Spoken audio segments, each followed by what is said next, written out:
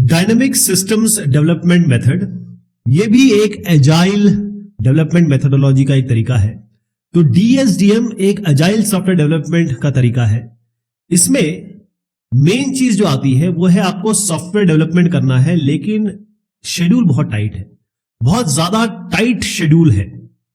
और tight schedule का मतलब हो सकता है आपको 6 महीने में सॉफ्टवेयर बना के देना पड़े, 1 साल में सॉफ्टवेयर बना के देना पड़े।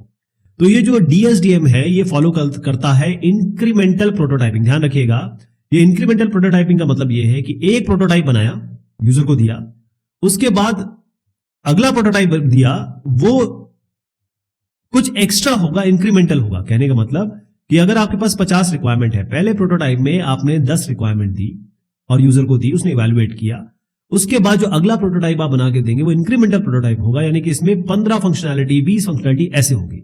ध्यान रहे कि ये कंट्रोल्ड प्रोजेक्ट एनवायरनमेंट में काम करता है, पेरेटो प्रिंसिपल पे काम करता है। अगर आपको डीएसडीएम कोई भी पूछे या आपको लिखना हो तो इसमें पेरेटो प्रिंसिपल का आपको जरूर जिक्र करना पड़ेगा। यहां पर क्या है कि अगर आप 20% एफर्ट करें तो आप 80% काम कर सकते हैं। केवल 20% एफर्ट करने पर 80% काम हो सकता है। एक और चीज ये है, डीएसडीएम और ट्रेडिशनल अप्रोच में जो डिफरेंस है वो यहां आता है कि ट्रेडिशनल अप्रोच में ये काम है, जैसे सॉफ्टवेयर डेवलपमेंट लाइफ साइकिल, हमने वाटरफॉल मॉडल, स्पाइरल, ये सब देखी। इसमें जो भी यूजर की रिक्वायरमेंट है उसको करना जरूरी है, और समय और कॉस्ट ये थोड़ा सा लैडर में नीचे आता है।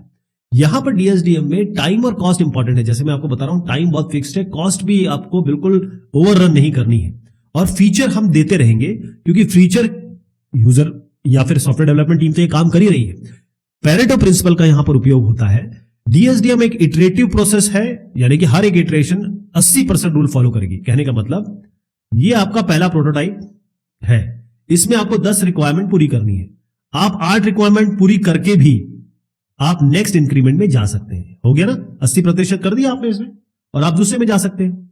तो इसी को हम नेक्स्ट इंक्रीमेंट में जाना कहते हैं। कहने का मतलब इतना काम कर लें जिससे हम नेक्स्ट इंक्रीमेंट में जा सके।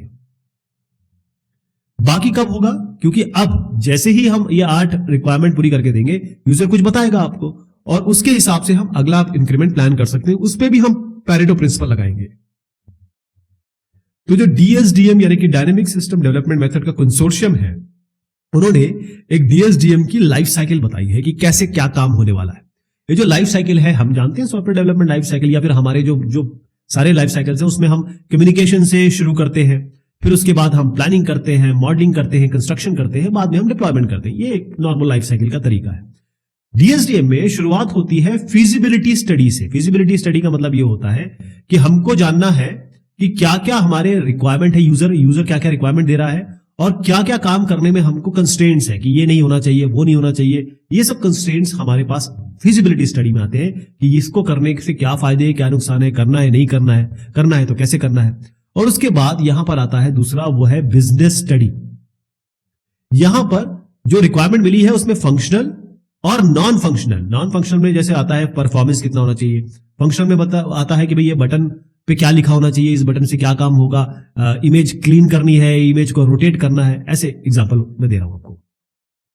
अब जो इटरेटिव साइकिल से मैंने आपसे कहा ना कि हर बार एक इटरेशन होगा, और हर बार इटरेशन के बाद एक प्रोटोटाइप आप जनरेट करेंगे। तो ये जो इटरेशन, हर एक इटरेशन होगा, 3 टाइप के हो सकते हैं, 3 तरीके हो सकते हैं इसमें। पहला जो है वो है फंक्शनल मॉडल इटरेशन। यहां पर क्या होगा कि आप एक प्रोटोटाइप बनाएंगे जो कि इंक्रीमेंटल होगा। अगर पहले बना चुके हैं तो पहला होगा, पहला बना रहे तो पहला होगा। उसके बाद जो दूसरा होगा वो पहले वाले का इंक्रीमेंट होगा, कुछ एडेड होगा, कुछ बढ़ोतरी होगी। अब इसको आप यूजर के समक्ष रख देंगे, यूजर इसे देखेगा, है ना। बेसिकली ये बनाने का तरीका, जो फंक्शनल मॉडल इटरेशन का जो मेन काम है वो ये है कि यूजर से आपको इनपुट लेना है, रिक्वायरमेंट, एडिशनल रिक्वायरमेंट लेना है। उसके बाद दूसरा जो होगा वो है डिजाइन एंड बिल्ड इटरेशन। मतलब दूसरा जो इटरेशन होगा, दूसरा जो चक्र चलेगा वो है डिजाइन और बिल्ड इटरेशन। इसमें क्या होगा कि यहां जो फंक्शनल के समय जो चीज बनाई गई है ना, उसको रिविजिट करेंगे, ताकि आप ये देखेंगे कि भाई जो यूजर ने बताया वो चीज इनकॉर्पोरेट हो गई कि नहीं हो गई, आ गई कि नहीं आ गई। फाइनली होगा इंप्लीमेंटेशन। इसमें क्या है कि अभी आपका एक आपके पास इंक्रीमेंट है आपका, क्योंकि प्रोटोटाइप टाइप इंक्रीमेंट चल रहा है, इसको आप एक्चुअल एनवायरमेंट में लाएंगे जहां पर ये काम करने वाला है। इसे प्रॉपर इंप्लीमेंटेशन कहते हैं। तो ये है डीएसडीएम। अगर पूरी तौर पे समझाऊं तो इसमें मेन चीज ये है, टाइट शेड्यूल में काम करना है और पेरेटो प्रिंसिपल का इसमें इम्प्लीमेंटेशन होता है और ये फिजिबिलिटी स्टडी, बिजनेस स्टडी इसकी डीएसडीएम लाइफ साइकिल में आता है और इटरेटिव साइकिल में functional model, design and build और इम्प्लीमेंटेशन आता है। ध्यान रहे कि इंक्रीमेंट 100% कंप्लीट ना हो तो भी चलेगा, 10 में से 8 भी चलेगा, और यहां पर जो भी चेंजेस आ रहे हैं हर एक इंक्रीमेंट में आपको वो जोड़ते रहने हैं। जब भी आप ये काम कर रहे हैं, जो डीएसडीएम डेवलपमेंट वर्क है, वो आप, क्योंकि आप हर एक इंटरेक्शन एक्टिविटी में जो फंक्शनल मॉडल मैंने जो पहला बताया आपको एक्टिविटी, उसमें आप दोबारा जा सकते हैं। मतलब क्योंकि आपके पास जैसी रिक्वायरमेंट आएगी आपको दोबारा उसको इंप्लीमेंट करना पड़ेगा।